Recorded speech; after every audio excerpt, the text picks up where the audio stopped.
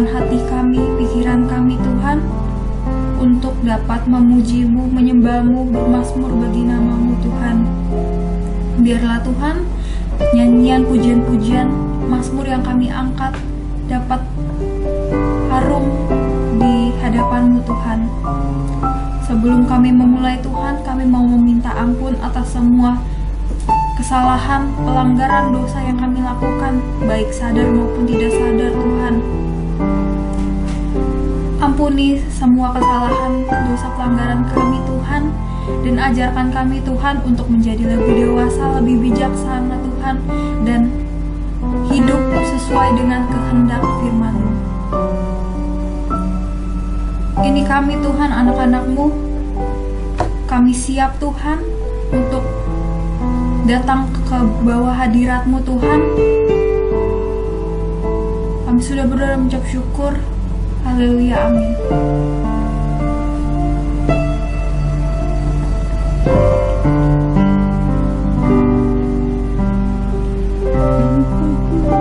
Yang terjadi dalam hidupku ini tak pernah kuragukan kasih-Mu Tuhan. Lewat gunung yang tinggi, dalam lembah yang curam, tak pernah kuragukan janji-Mu Tuhan. Apapun yang terjadi dalam hidup kami Tuhan, apapun yang terjadi dalam hidupku ini, tak pernah kuragukan kasih-Mu Tuhan.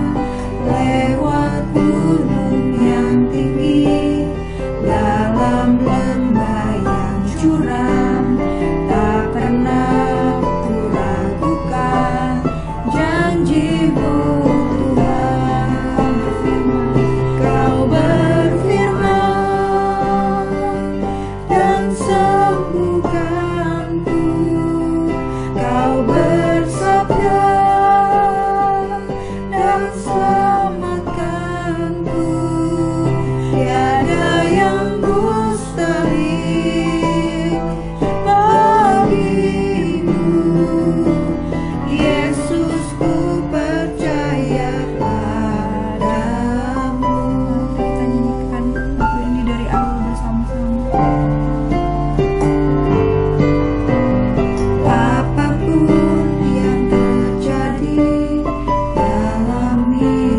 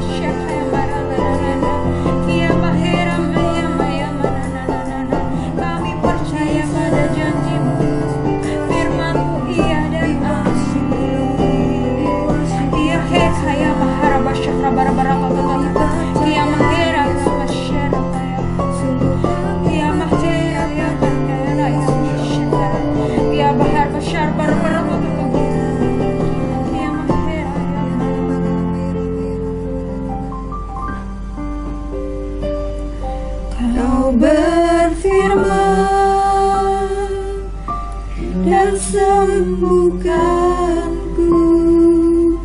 Kau bersabda dan selamatkanku. Tiada yang mustahil bagimu. Yesus, ku percaya padamu. Yesus, ku percaya padamu. Yesus, kami percaya. Yesus, ku percaya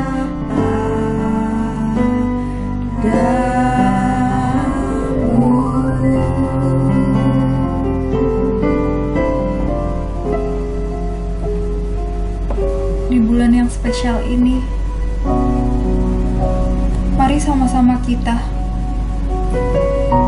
bernyanyi, bermazmur, memuji dan memuliakan Yesus Allah kita yang lahir pada bulan ini. Yesus adalah Allah yang setia, tidak pernah meninggalkan kita. Kasih-Nya, kebaikan-Nya terus kita rasakan hari ke hari. Dia menyertai kita, Dia melindungi kita. Mari kita angkat pujian ini bersama-sama sebagai rasa syukur kepada Tuhan.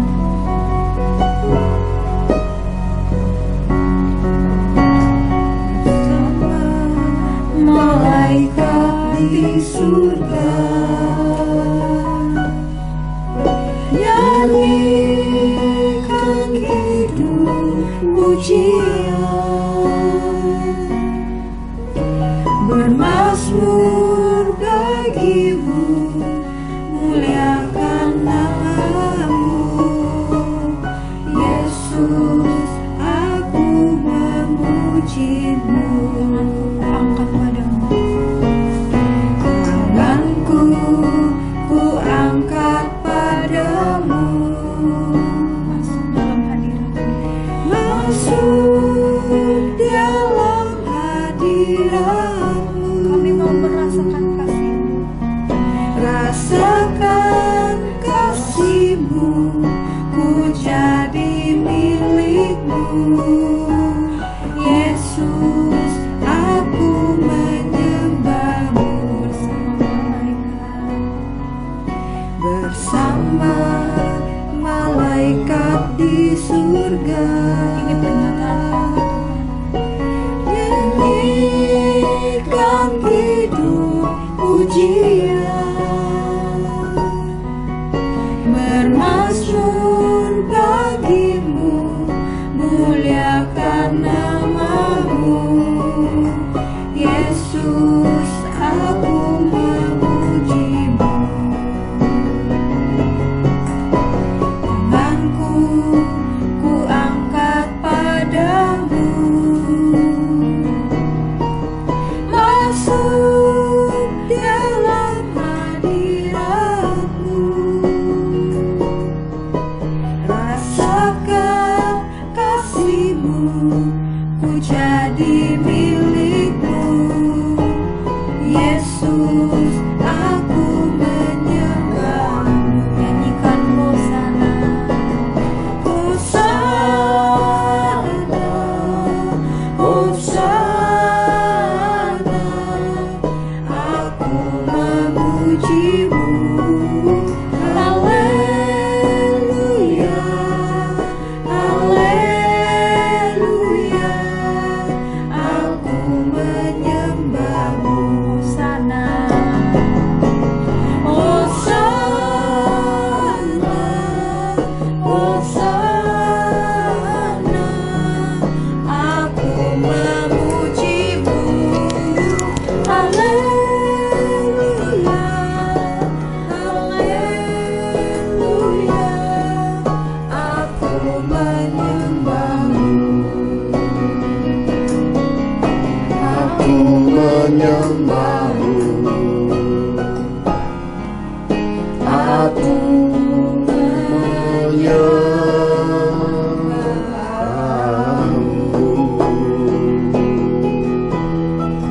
Kami dan sisi keluarga kami datang menyembah kepada Tuhan. Kami dan sisi keluarga kami akan selalu beribadah dan mencari wajah Tuhan. Anugerahkan kasih, hidup yang harmonis, hidup bahagia, sehat, panjang umur, hidup dalam pemeliharaan Tuhan, berkecukupan, hidup selalu mengucap syukur. Kami dan keluarga kami, Tuhan berkati. Anugerahkan firman-Mu, sepatah kata dari-Mu cukup bagi setiap kami. Curahkan roh hikmat, roh pengertian, roh pengenalan yang benar akan Engkau, dan berkati kami semua di dalam nama Tuhan Yesus. Kami telah berdoa dan mengucap syukur. Mari kita yang cinta Tuhan Yesus sama-sama katakan amin. Shalom Bapak Ibu terkasih di dalam Tuhan. Permulaan kelahiran Tuhan Yesus ditandai dengan keadaan supranatural, kehadiran malaikat Gabriel, dan kemudian kita bisa menangkap suatu keindahan ketika darah perawan Bunda Maria memberi dirinya untuk menerima mandat Tuhan. Sebab mandat itu tidak lazim. Bagaimana mungkin seorang darah perawan bisa hamil? Keadaan supranatural ini ditandai dengan pernyataan hati dan kasih seorang darah perawan Bunda Maria. Jadilah padaku menurut kehendak Tuhan. Nah Bapak Ibu terkasih dalam Tuhan, saat Tuhan sudah mencapai keharmonian, kesepakatan, keputusan sorga dengan kerelaan hati dari darah perawan Bunda Maria, bintang itu bersinar. Dan hari menjelang kelahiran Yesus, orang-orang Majus juga membawa persembahan kasih.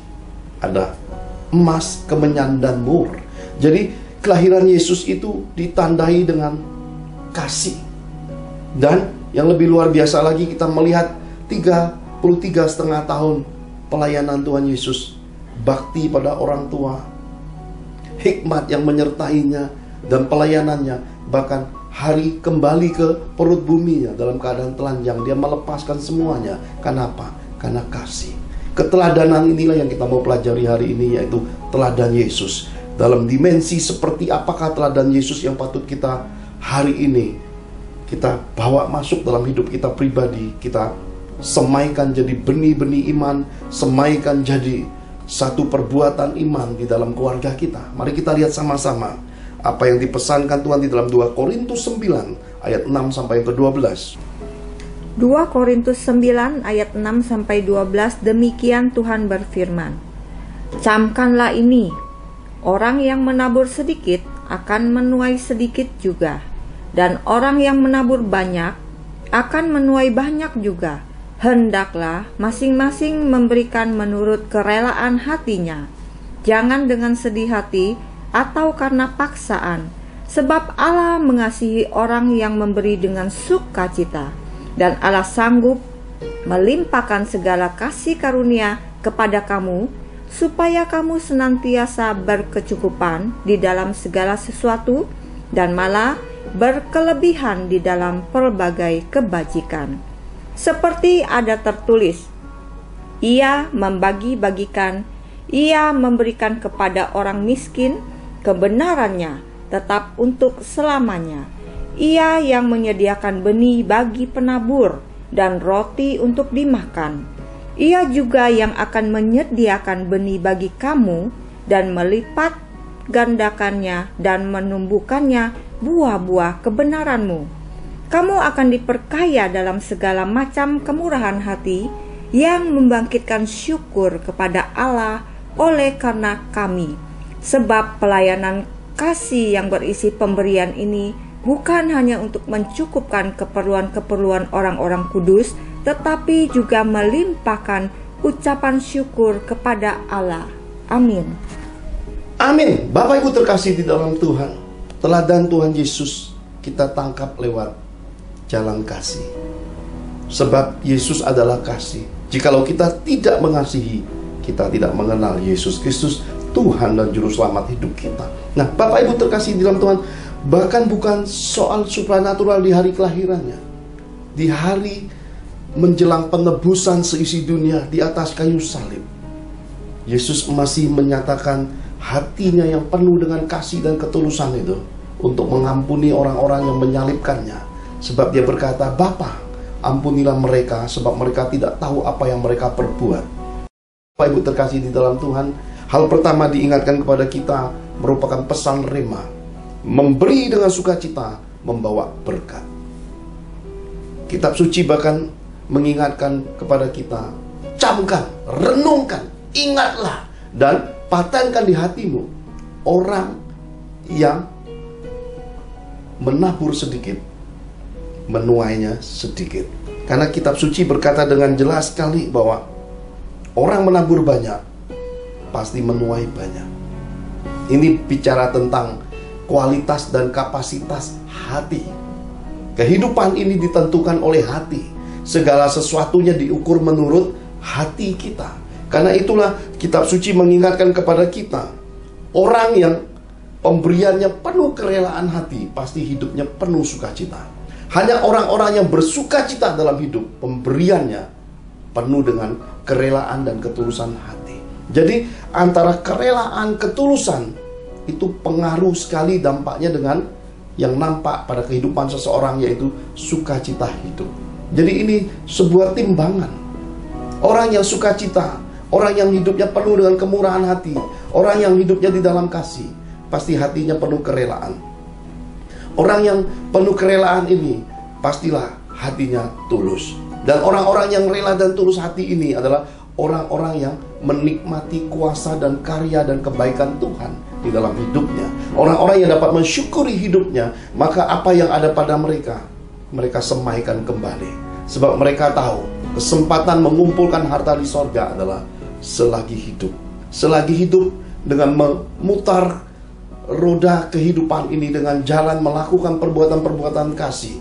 Iman tidak terkurung dari perkataan lagi, tapi iman menjadi perbuatan. Ini akan mengubah kehidupan yang mungkin dimulai dari pendahulu, dari nenek moyang yang nasibnya buruk, yang menghasilkan suatu rumpun kutuk keturunan. Semua ini dapat ditransformasi melalui jalan kasih. Orang-orang yang hidupnya berbuat kasih, keluarganya ditransformasi.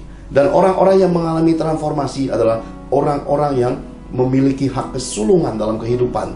Generasi pendahulu yang memilih hidup dalam kasih, dalam ketulusan, hidup sebagai pelaku firman adalah orang yang memulai fondasi pengenalan akan Tuhan turun-temurun dalam rumpun garis keturunannya.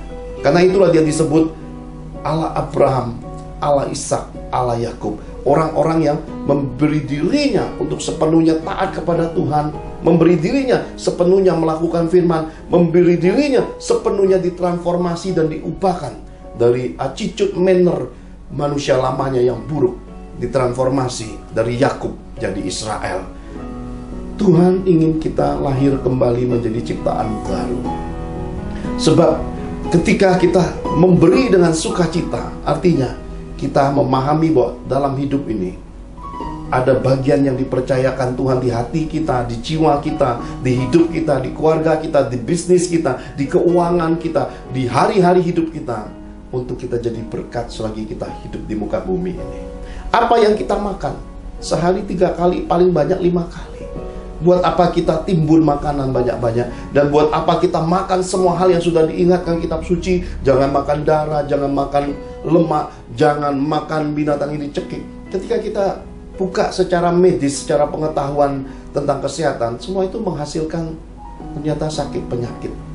Bapak Ibu terkasih di dalam Tuhan, kita bisa melihat bahwa kitab suci bukan suatu kebetulan menuliskan hal-hal yang diteruskan dari perjanjian lama menuju perjanjian baru. Supaya apa? Supaya kita menemukan faedah, umur bertambah, kesehatan mengikuti, kesehatan terjaga, kebahagiaan hidup juga ada. Supaya segala sesuatu yang ada ini bukan hanya milik kita, kita mengalami suatu berkat transformasi dari Tuhan turun-temurun. Bukan hanya bagi kita, bagi anak mantu, bagi cucu-cucu kita, cicit-cicit kita. Dengan demikian, pertanggungjawaban harta pusaka, yaitu keluarga di hadapan Tuhan ini, sempurna di hadapannya di hari penghakiman Kristus nanti. Nah, Bapak Ibu terkasih di dalam Tuhan, saya percaya bahwa ketika orang hidup di dalam kasih, mereka memberi dengan kerelaan hati, mereka melakukan firman secara tersembunyi, berkat pemeliharaan Tuhan nyata dalam hidup mereka. Karena itulah orang yang murah hati melimpah dengan kemurahan. Orang yang rajin memutar roda kasih Yesus, hidupnya tidak pernah kekurangan. Sebab penghikmat berkata, ada orang yang memberi hartanya bertambah-tambah. Tapi ada orang yang irit dan pelitnya luar biasa, tetapi selalu berkekurangan dalam hidup. Ini sudah dipesankan penghikmat. Bahkan dikatakan, sia-sialah kamu bangun pagi-pagi, kerja keras banting tulang sampai jauh malam, pulang tengah malam, makan serba tidak enak, segala sesuatu serba tidak cukup. Ternyata di dalam hidup ini, kekayaan itu ukurannya hati. Karena semakin banyak pengejaran akan hal-hal duniawi, itu menandakan manusia ambisi itu masih ada di dalam hidup seseorang. Semakin orang merasa dirinya cukup, mereka sudah mencapai kepenuhan kasih Yesus. Orang yang mencapai kepenuhan kasih Yesuslah orang yang kaya, orang yang rajin memberi, orang yang bermurah. Sebab mereka menyadari hidup ini adalah suatu kesempatan dan anugerah dari Tuhan. Dipercayakan bahwa semua yang kita perbuat dalam kebaikan, benihnya datang dari Tuhan, bukan dari kekuatan dan kesanggupan ataupun hasil kerja kita. Semua adalah kasih karunia dari Tuhan, titipan dari Tuhan.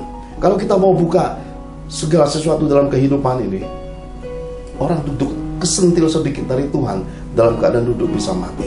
Orang masuk kamar mandi, kesentil dari Tuhan, diangkat sedikit pagar pelindungannya, jatuh di kamar mandi, bisa langsung anfal, bisa langsung kritis, bisa habiskan seluruh harta kekayaannya di rumah sakit, atau bisa langsung mati di tempat.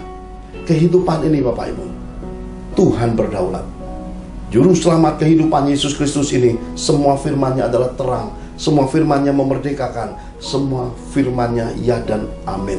Dapat dibuktikan semua pernyataan Yesus itu ketika kita mau terbuka, kita mau menyatakan kejujuran. Semua yang dinyatakan Tuhan Yesus itu adalah kunci dan jawaban hidup bagi seisi dunia ini. Karena itulah dipesankan kepada kita lewat teladan Yesus ini. Marilah kita terus memberi dengan sukacita, karena kita tahu bahwa apa yang kita beri, segala jeripaya, segala hal yang kita kerjakan di dalam kehidupan taat menjadi pelaku firman, jeripaya kita di dalam Kristus tidak pernah sia-sia. Tuhan yang akan mengembalikan semua yang kita tabur. Tuhan yang akan melipat gandakan semua tuaian dalam hidup kita. Tuhan akan menjamin anak cucu kita, bahkan hidup kita selagi hidup, sehat, kuat, panjang umur, panjang rezeki, banyak berkat, hidup bahagia, hari-hari baik, hari yang penuh masa depan ada dalam hidup kita semua. Kan itu Bapak Ibu terkasih di dalam Tuhan. Jangan pertukarkan hidupmu, jangan pertukarkan Yesusmu dengan ambisi dunia. Jangan pertukarkan segala hal yang disebut dengan integritas, iman yang paling suci, kasih yang paling murni itu dengan segala hal-hal yang disebut dengan keegoisan, ingin menang sendiri, rela menang dengan memfitnah, rela mencurangi orang demi memperkaya diri, berbuat sesuatu yang melanggar hukum. Semua itu tidak ada faedahnya. Sebab upah dosa itu maut. Segala perbuatan-perbuatan di kegelapan itu akan berbuahkan harga mahal dalam kehidupan. Karena itu kitab suci sudah membentangkan kepada kita kehidupan. Tokoh-tokoh dalam kitab suci adalah orang-orang yang jujur, yang terbuka. Bahkan Yesus sendiri lahir dalam keadaan kesederhanaan di kandang domba. Matinya pun dalam keadaan terbuka, tidak bawa apa-apa. Bahkan jubahnya pun diundi, bahkan kepalanya pun ditusuk dengan duri, Bapak Ibu. Tidak ada sesuatu yang dipertahankan untuk menyelesaikan tugas panggilan Tuhan. Ini yang harus kita pahami. Tugas kita hidup di muka bumi ini adalah kesempatan menyelesaikan panggilan Tuhan yang mulia dalam hidup kita pribadi. Jikalau engkau dipanggil jadi bendahara sorga, berlakulah jadi bendahara sorga. Jangan mau mengerjakan hal-hal yang bukan bagianmu. Jika engkau dipanggil jadi seorang pengkhotbah, berkhotbahlah, jagai pengajaranmu tetap murni. Jika engkau dipanggil jadi seorang gembala, gembalakanlah domba-domba Tuhan dengan tepat dan benar, dan peliharalah domba-domba Tuhan hingga mereka benar-benar terpelihara, mereka aman, mereka bertumbuh, mereka berkembang dalam garis keturunan yang hidup mengenal akan Tuhan. Jika engkau dipanggil jadi nabi Tuhan, jadilah nabi yang murni, nabi yang benar-benar bergaul dengan Tuhan, nabi yang tidak terkontaminasi dengan hal-hal duniawi, apalagi dengan upah dan mamon. Jika engkau dipanggil jadi rasul, jadilah seorang rasul yang menanam gereja, dan jangan pernah merasa memilikinya. Karena setiap orang merasa memiliki, punya ikatan, dan pada akhirnya mereka berhenti di jalan yang seharusnya mereka tempuh. Mereka berhenti menyelesaikan tugas panggilan Tuhan. Kenapa? Karena merasa sudah nyaman dengan memiliki. Mari kita capai semua pemahaman ini. Kenapa? Karena Tuhan ingin kita mencapai segala sesuatunya menurut keteladanannya. Bapak Ibu terkasih di dalam Tuhan, bicara tentang teladan Yesus, ada satu tokoh lagi yang sangat luar biasa. Saya suka menyebutnya sebenarnya adalah sebagai tokoh yang melengkapi kehilangan Yudas Iskariot di dalam pelayanan Yesus. Kenapa? Karena rasul-rasul Tuhan semuanya martir, dan salah satu ini ditemukan Tuhan secara pribadi, dijumpai pribadi, bahkan surat-suratnya membentangkan pemahaman Taurat, dilengkapi dengan pemahaman hikmat dan pengertian. Bahkan hidupnya sendiri jadi berkat luar biasa. Mari saya ajak Bapak Ibu melihat tokoh yang luar biasa yang memiliki teladan Yesus ini. Kita lihat sama-sama di dalam Kisah Para Rasul 20 ayat 32 sampai 35. Kisah Para Rasul 20 ayat 32 sampai 35. Beginilah firman Tuhan.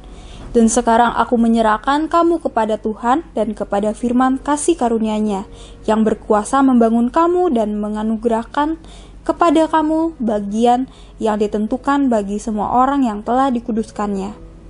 Perak atau emas atau pakaian tidak pernah aku ingini dari siapapun juga. Kamu sendiri tahu bahwa dengan tanganku sendiri aku telah bekerja untuk memenuhi keperluanku dan keperluan kawan-kawan seperjalananku. Dalam segala sesuatu telah kuberikan contoh kepada kamu bahwa dengan bekerja demikian kita harus membantu orang-orang yang lemah dan harus mengingat perkataan Tuhan Yesus. Sebab Ia sendiri telah mengatakan, adalah lebih berbahagia memberi daripada menerima. Amin. Amin. Paulus sepenuhnya mengikuti jejak, perilaku, attitude, manner, dan teladan Tuhan Yesus. Bahkan dalam pelayanannya, Paulus memberikan pelayanan yang murni. Paulus bebas dari jerat Mamon. Di mana-mana dia menanam fondasi gereja Kristus, tapi dia tidak punya satu bagian pun disebut memiliki. Dia melepaskan semuanya untuk bertumbuh menuju ke arah Kristus, pengenalan yang benar akan Tuhan. Tidak ada bagian-bagian yang diambilnya. Semua surat-suratnya terbuka, transparan. Kitab suci berkata dengan jelas sekali bahwa Paulus berkata, tangan aku sendiri telah bekerja dalam melayani. Dia tidak lalai dan dia tidak mau repoti siapapun, tidak mau hutang budi dengan siapapun. Paulus mengerjakan semuanya menurut apa yang dikaruniakan di dalam hidupnya. Saya teringat pelayanan saya sendiri, Bapak Ibu terkasih di dalam Tuhan. Ketika Tuhan memanggil saya lewat mimpi supranatural, lalu memanggil saya dan menyediakan semua kehidupan menurut pasal-pasal rencana Tuhan. Saya menikah dalam keadaan tidak punya apa-apa. Sesudah menikah berkarir sampai jenjang general manager. Kemudian dipanggil Tuhan. Dan saat saya masuk di pelayanan, di dalam dimensi pelayanan sepenuh waktu, Tuhan memerintahkan saya untuk merekam setiap jejak pelayanan dan setiap kebaktian yang saya layani. Banyak mukjizat terekam. Dan DVD-DVD ini dijual. Bahkan ada sebuah album lagu yang juga dipercayakan Tuhan kepada saya dan kepada keluarga. Juga waktu itu kami cetak, kami jual. Dan tahun ini Tuhan ingatkan kepada saya untuk membagi DVD lagu ini, menyemaikannya kepada anak-anak Tuhan, supaya anak-anak Tuhan memilikinya, menyimpannya, karena ini berkat langsung dari Tuhan. Nah, Bapak Ibu terkasih di dalam Tuhan, saya menyelenggarakan banyak KKR, kebaktian kebangunan rohani di berbagai kota. Bengkulu, Bangka, Manado, Surabaya, bahkan kota-kota di mana Tuhan mengutus saya ke gerakan kebangunan umat Tuhan ini. Tuhan percayakan ada banyak mukjizat. Orang tuli mendengar, orang buta melihat, orang sakit disembuhkan, orang yang kesusahan ekonomi mengalami terobosan, orang-orang mandul beroleh anak, bahkan banyak yang mendapat anak kembar. Bapak Ibu, saya mengalami banyak hal. Dan di balik semua pekerjaan Tuhan ini, saya menyediakan segala sesuatunya menurut kasih karunia yang Tuhan percayakan. Setiap penyelenggaraan daripada kegiatan-kegiatan Tuhan, saya jual semua media-media ini. Lalu Tuhan mulai mempercayakan juga buku-buku. Saya jual buku-bukunya, Bapak Ibu. Saya jual DVD-DVD-nya. Ini semua untuk mencukupi perbekalan hidup, perbekalan pelayanan. Semua inilah yang dikerjakan seperti yang Rasul Paulus kerjakan. Saya kerjakan sampai hari ini. Sudah memasuki usia kira-kira 25 tahun lebih. Bapak Ibu terkasih di dalam Tuhan, hal ini saya bermegah. Kenapa saya bermegah? Karena di dalam hidup saya Tuhan menopang saya dengan bangsawan bendahara tersembunyi. Dalam setiap kegiatan-kegiatan yang saya kerjakan, Tuhan selalu mencukupinya. Dan mereka yang ikut serta dalam pekabaran Injil, dalam pekerjaan Tuhan yang mulia ini, mereka tidak pernah memunculkan dirinya. Bahkan mereka berpesan, jangan nama kami disebut, jangan figur kami muncul, biarkan kami di belakang. Ada orang-orang bangsawan seperti orang-orang Majus, ada orang-orang yang luar biasa menopang pelayanan saya. Dan di bulan Desember ini, tepatnya besok, satu hari sesudah hari ini, kami juga mengadakan Natal di Surabaya, Natal interdenominasi, Natal yang dihadiri oleh banyak hamba-hamba Tuhan, oleh pemilik-pemilik persekutuan doa, umat Tuhan interdenominasi. Dan Tuhan memerintahkan saya untuk membagi kalender 365 hari pesan firman untuk memperlengkapi umat Tuhan menghadapi 10 tahun mulai 2024, masa kelimpahan dan masa kekurangan yang datang silih berganti dalam 10 tahun ini. Ada anak-anak Tuhan yang akan diangkat seperti Yusuf, tapi ada anak-anak Tuhan juga dalam kuantiti yang cukup besar, 11 bagian yang akan mengalami proses permukaan, mengalami kesusahan. Cuma satu yang terangkat, yaitu yang siap, yang sudah diproses. Karena itu firman Tuhan yang akan menguatkan mereka, karena Tuhan berkata, nanti pada waktunya akan ada banyak umat Tuhan, mereka cari rema, mereka butuh tuntunan. Dan tuntunan yang paling murni di dalam kehidupan ini adalah kembali kepada firman Tuhan. Maka kalender yang saya cetak ini selama 3 hari 3 malam firman yang saya terima ini adalah kalender yang tidak akan lekang dan lapuk oleh perubahan tahun. Karena selama ini kalau kita pakai kalender pada umumnya, ganti tahun kalendernya tidak bisa lagi dipakai. Tapi yang kali ini Tuhan perintahkan saya cetak, ini bisa dipakai untuk setiap tahun. Dan firman ini sudah Tuhan pesankan untuk setiap waktu, bahkan mempersiapkan sampai 20 tahun. Seperti masa pandemi COVID-19, kesulitan besar akan datang. Tuhan pesankan 20 tahun ke depan juga, supaya umat Tuhan yang berbalik hidup mengikuti teladan Yesus lagi. Jadi kami akan menyemaikan benih di tanah kota pahlawan Surabaya. Bapak Ibu yang ambil bagian di dalamnya, kiranya Tuhan yang mengembalikan semua benih yang Bapak Ibu ikut tabur, mewakili pihak kerajaan surga, mewakili umat Tuhan. Kiranya berkat yang Bapak Ibu salurkan mendukung pelayanan Natal ini, mendukung pelayanan untuk mencetak kalender firman ini, kiranya berkat yang dari Tuhan sendiri masuk di dalam kehidupan Bapak Ibu, masuk dalam kehidupanmu pribadi, dalam keluargamu, dalam pekerjaanmu, dalam bisnismu, dalam pelayananmu, dalam semua aspek hidupmu. Tuhan Yesus sendiri yang akan memberi upah. Sebab saya hanyalah seorang hamba seperti Paulus, mengerjakan apa yang Tuhan perintahkan. Karena sebagaimana Paulus berpegang firman rema, saya berpegang hal yang sama. Lebih berbahagia memberi daripada menerima. Firman ini ya dan amin. Nah Bapak Ibu terkasih di dalam Tuhan, ketika saya pulang pelayanan dari kota Gudeg, Yogyakarta, saya diberkati dengan sebuah handphone. Saya senang. Semua orang senang dengan pemberian, karena pemberian itu bisa memenangkan hati. Tetapi Bapak Ibu, saya adalah seorang hamba yang taat. Saya tidak mengingini barang apapun di muka bumi ini jikalau tidak datang dari Tuhan. Jikalau datang dari Tuhan, sekecil apapun saya hargai seperti emas, perak, permata. Tapi kalau tidak datang dari Tuhan, sebesar apapun, saya harus kembalikan kepada Tuhan menurut pengaturan roh. Ketika saya terima handphone ini, saya teringat Tuhan berpesan, "Nak, bukan bagianmu, bukan jatahmu." Dan pemberian handphone ini adalah pemberian handphone yang kau terima lebih awal, tapi bukan bagianmu. Nah, bagian yang Tuhan nyatakan bukan bagian saya ini. Kenapa? Karena saya sudah dijanjikan di tahun depan, kira-kira pada bulan Maret, saya akan menerima pergantian handphone yang jadul ini Bapak Ibu. Ini handphone sudah teramat jadul, layarnya sudah berwarna-warni, dan ini handphone memang sudah luar biasa mengikuti saya keliling-keliling dunia, bahkan sudah beberapa kali nyebur ke toilet Bapak Ibu. Jadi saya tidak tutupi, saya hamba Tuhan seperti yang diteladani Yesus, diteladani Paulus. Saya hidup dalam kesederhanaan. Tidak ada sesuatu yang mendera hidup saya atau membuat saya jatuh dalam glamoritas atau gengsi dunia. Enggak, saya sederhana. Lalu Tuhan berkata, handphone yang kau terima itu serahkan kepada istri dan anak-anakmu.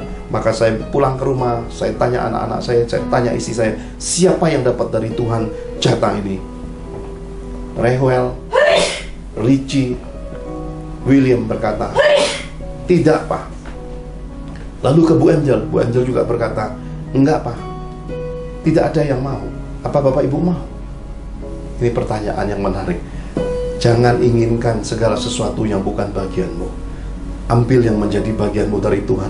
Segala sesuatu yang bukan bagian kita ketika kita ambil, itu sama saja dengan mencuri. Dan yang paling mengerikan dalam hidup ini adalah ketidaktaatan dan mencuri kemuliaan Tuhan. Karena itulah ketika itu Tuhan bicara kepada saya, gantikan handphone istrimu. Kenapa? Karena handphonenya sudah menampung begitu banyak sekali keluh kesah umat Tuhan, menampung banyak sekali dokumen pelayanan. Sudah selayaknya ditransformasi, kata Tuhan. Jadi handphone itu saya serahkan ke Bu Angel. Bu Angel memakainya dan mengelolanya, karena handphonenya selama ini juga sudah tidak bisa menampung kapasitas untuk menyimpan dokumen, untuk menerima WA, untuk menyimpan semua data umat Tuhan. Kenapa? Karena sudah overloading. Maka dengan handphone yang Tuhan ganti ini, menolong banyak pekerjaan pelayanan Tuhan.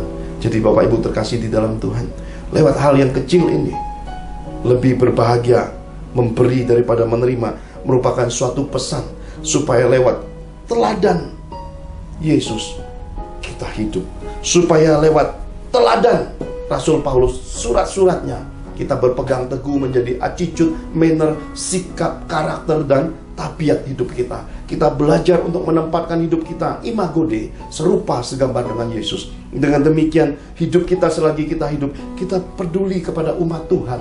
Apa yang umat Tuhan perlukan, apa yang anak-anak yatim piatu, apa yang orang-orang panti jompo perlukan. Sebagaimana buku-buku yang saya jual ketika masa pandemi, banyak anak Tuhan menabur berkat.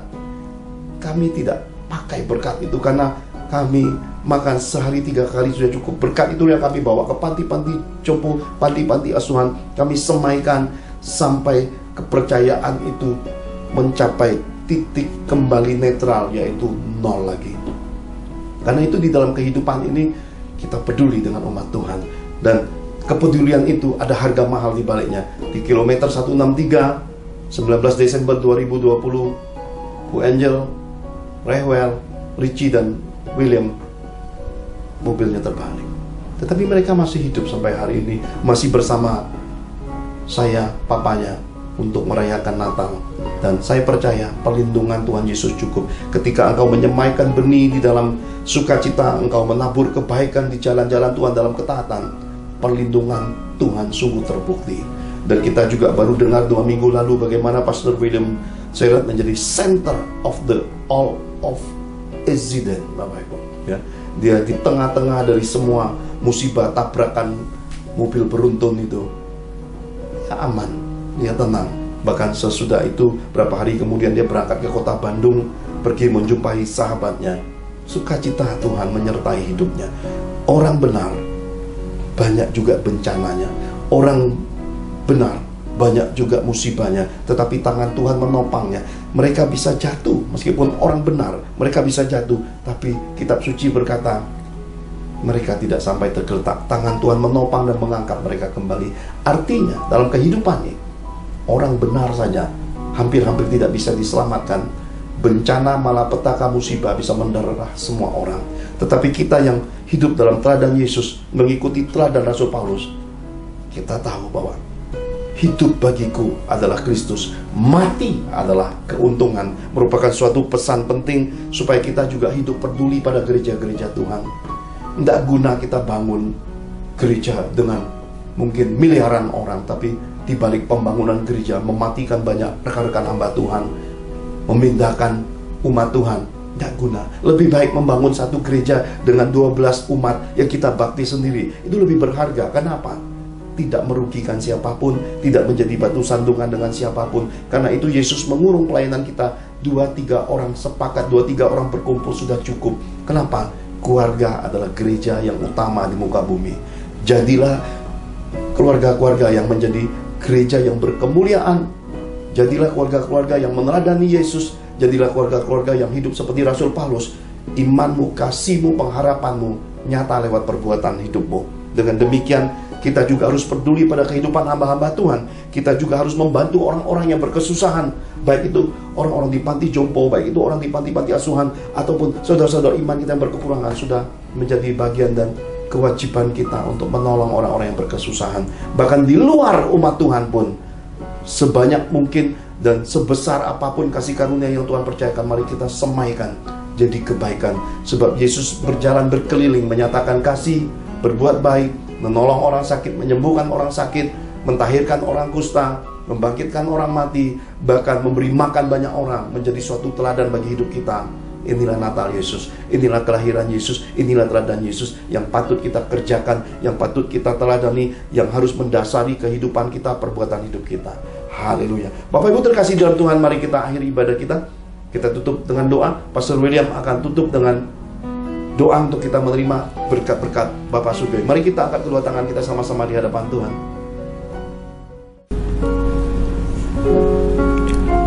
Bapak Ibu terkasih dalam Tuhan Yesus, teladan Tuhan Yesus sepenuhnya menginspirasi Rasul Paulus sehingga kepada kita diingatkan firman-Nya hari ini, bahwa tindakan iman dan kasih dalam memberikan dengan sukacita akan membawa berkat Tuhan masuk dalam hidup kita. Dan pedoman iman terpenting dalam kehidupan rohani ini adalah lebih berbahagia memberi daripada menerima. Bapak Ibu, mari kita tutup ibadah kita dengan doa sepakat untuk menerima berkat-berkat Bapa Surgawi. Dalam nama Tuhan Yesus Kristus, terbukalah tingkap-tingkap langit, dicurahkan Tuhan bagi kita benih-benih terbaik kehidupan. Kita dilindunginya jauh dari penyakit, mara bahaya, dan jauh dari bencana kematian. Kita dipeliharanya, kita diberkatinya, semua janji Tuhan atas hidup kita terpenuhi.